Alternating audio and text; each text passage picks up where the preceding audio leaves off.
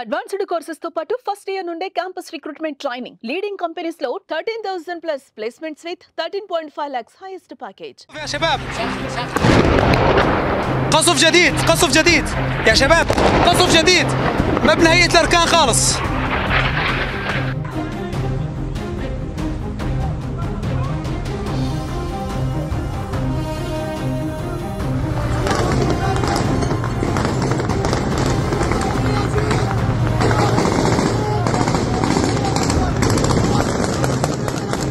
పశ్చిమాసియాలో పొరుగు దేశాలకు చుక్కలు చూపిస్తుంది Israel.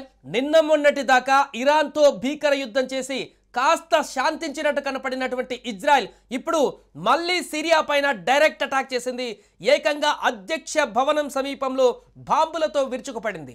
Syria military head quarters, రక్షణ శాఖ మంత్రి భవన సముదాయాలకు సమీపంలో పెద్ద పెద్ద బాంబులు వేయడం సిరియాను ఇప్పుడు తీవ్ర భయాందోళనకు గురిచేసింది.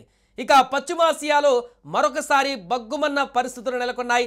సిరియా రాజధాని డమస్కస్లోని రక్షణ మంత్రిత్వ శాఖ కార్యాలయం, సైనిక ప్రధాన కార్యాలయం పైన ఇజ్రాయెల్ వైమానిక దాడులు జరిపింది. ఈ దాడుల్లో 3 మృతి చెందగా 34 మంది గాయపడ్డారు. సిరియా అధ్యక్ష భవనానికి అత్యంత సమీపంలోనే ఇజ్రాయెల్ డిఫెన్స్ ఫోర్స్ బలగాలు కూడా ఈ దాడులు జరపడంతో ఒక్కసారిగా కలకలం రేగింది. సిరియా సువేదా ప్రాంతంలోని మైనారిటీ షియా తెగకు చెందిన ద్రూజ్ జాతీయులకు మద్దతుగా ఈ దాడులు జరిపినట్లు ఐడిఎఫ్ ప్రకటించింది. వాస్తవానికి 4 రోజుల క్రితం ద్రూజ్ జాతీయులకు సున్నీ బెడ్విన్ తెగ మధ్య సాయుధ ఘర్షణ ప్రారంభమైంది. ఈ ఘర్షణలో 100 మందికి పైగా ప్రాణాలు కోల్పోయారు. సో ఈ తరుణంలో ద్రూజ్ జాతీయులను కాపాడేందుకు ఈ దాడులు జరిపినట్లుగా ఇజ్రాయెల్ చెబుతోంది. ద్రూజ్కు మద్దతుగా ఇజ్రాయెల్ రంగంలోకి దిగడంతో సిరియా రాజధానిలో బాంబుల మోత మోగింది. ఇదే క్రమంలో సిరియాలోని ఆర్మీ సహా పలు ప్రధాన కార్యాలయాలపైన ఇజ్రాయెల్ దాడులు నిర్వహించింది. అధికారిక మీడియా కేంద్రం ఉన్నటువంటి ఒక భవనం పైన కూడా ఇజ్రాయెల్ దాడులు జరిపింది. బాంబు దాడి జరిగినటువంటి సమయంలో మహిళా యాంకర్ అక్కడ వార్తలు చదువుతున్నటువంటి సందర్భంలో ఒక్కసారిగా ఆ వెనక భాగంలో బాంబు మోతలతో ఒక్కసారిగా దద్దరిల్లిన వాతావరణం కనిపించింది. దీంతో భయాందోళనకు గురైనటువంటి ఆ యాంకర్, మహిళా యాంకర్ అక్కడి నుంచి ఒక్కసారిగా భయంతో పరిగెత్తింది. ఇందుకు సంబంధించినటువంటి వీడియో కూడా సోషల్ మీడియాలో వైరల్ అవుతుంది. وزير الدفاع الاحتلال الإسرائيلي إسرائيل كاتس إن الجيش سيواصل مهاجمة قوات బాంబు దాడితో భయాందోళనకు గురైనటువంటి ఆ మహిళా యాంకర్ స్టూడియో నుంచి పరిగెత్తిన వీడియోను ఇజ్రాయెల్ రక్షణ మంత్రి ఇజ్రాయెల్ కట్జా తన ఎక్స్ ఖాతాలో పోస్ట్ చేశారు.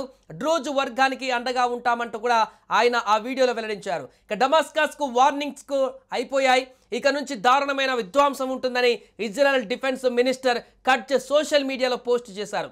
దక్షిణ సిరియా ప్రాంతంలో జరుగుతున్నటువంటి అంతర్యుద్ధం విషయంలో ఇటీవలే ఇజ్రాయెల్ జోక్యం చేసుకుంది.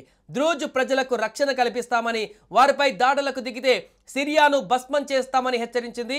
సిరియాలో ఉన్న ద్రూజ్ ప్రజలను ఇజ్రాయెల్ కాపాడుతుందని ఇజ్రాయెల్ ద్రూజ్ నమ్ముతున్నారని, వారి నమ్మకాన్ని వమ్ము చేయకుండా వాళ్ళను కాపాడుతామని చెప్పింది. అయితే ద్రూజ్కు మద్దతుగా ఇజ్రాయెల్ రంగంలోకి దిగడంతో 2 వర్గాలు సాయంత్రానికి దిగి వచ్చారు. మళ్ళీ కాల్పుల విరమణకు ప్రకటించారు. ఇప్పటిదాకా ఘర్షణలో 250 మంది వరకు మృతి చెందినట్టుగా బ్రిటన్ కేంద్రంగా పనిచేసే మానవ హక్కుల పరిశీలక సంస్థ వెల్లడించింది. ఇందులో 138 మంది సైనికులు ఉన్నారని కూడా ఆ సంస్థ తెలిపింది. ఇక సిరియా ఇజ్రాయెల్ ఘర్షణలో నేపథ్యంలో ఎవరి ద్రూజ్ సముదాయం అనే చర్చ ఇప్పుడు మొదలైంది. సిరియా, లెబనాన్, ఇజ్రాయెల్ ప్రాంతాలలో విస్తరించినటువంటి ప్రత్యేక మత సామాజిక వర్గమే ఈ ద్రూజ్. ప్రస్తుతం సిరియాలో అస్థిరతతో 2 వర్గాలుగా విడిపోయాయి. ఓ వర్గం కొత్త ప్రభుత్వ పాలనలో ఏకీకరణకు అనుకూలంగా ఉన్నా ఇంకొక వర్గం స్వయం పాలన కోరుకుంటుంది. సో స్వైదాలోని సిరియా సైనిక మిలిషియా మధ్య ఘర్షణలు ఉధృతం కావడంతో అంతర్జాతీయ సమాజం ఆందోళన వ్యక్తం చేస్తుంది. యూకే కేంద్రంగా పనిచేస్తున్న సిరియన్ అబ్జర్వేటరీ హ్యూమన్ రైట్స్ ప్రకారం ఇప్పటి వరకు 250 మంది వరకు మృతి చెందగా వారిలో 21 మందిని కాల్చి చంపినట్టుగా కూడా ఆరోపణలు వచ్చాయి. సుమన్ టీవీలో మీ పర్సనల్ అండ్ బిజినెస్ ప్రమోషన్స్ కోసం కింది నెంబర్కి కాంటాక్ట్ చేయండి.